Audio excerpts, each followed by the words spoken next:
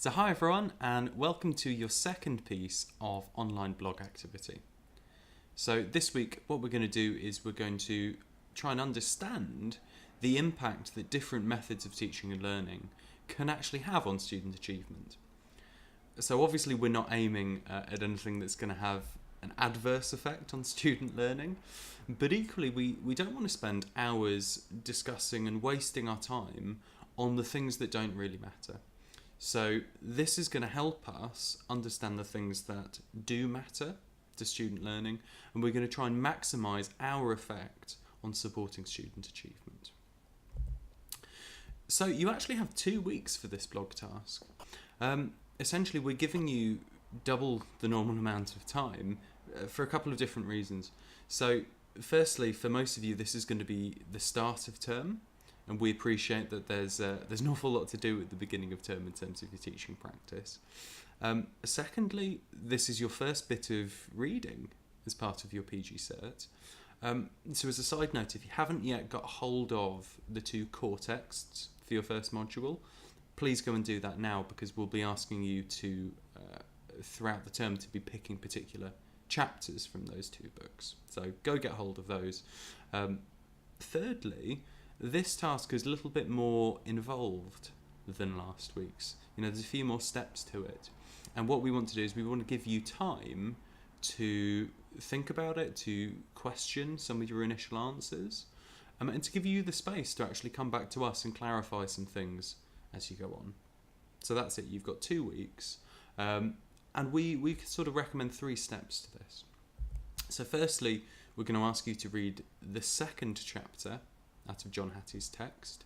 So this is the chapter, The Source of the Ideas, contains all of his idea about the effect size of different methods of teaching and learning. We're also going to ask you to compare, or to simply look at this stage at his table of different effect sizes, so the way he ranks different methods of teaching and learning. That's at the back of the book, so that's Appendix D. And then we're going to ask you to compare. So you're going to link the ideas that you've read to your own teaching practice. So, thinking to yourselves, do the ideas that Hattie's coming up with actually correlate with the things that I see happening in the classroom?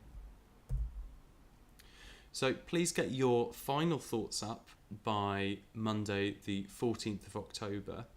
But, you can check in a little bit before that. So one thing we recommend you do every week on the blog actually is just post up some of your initial thoughts first.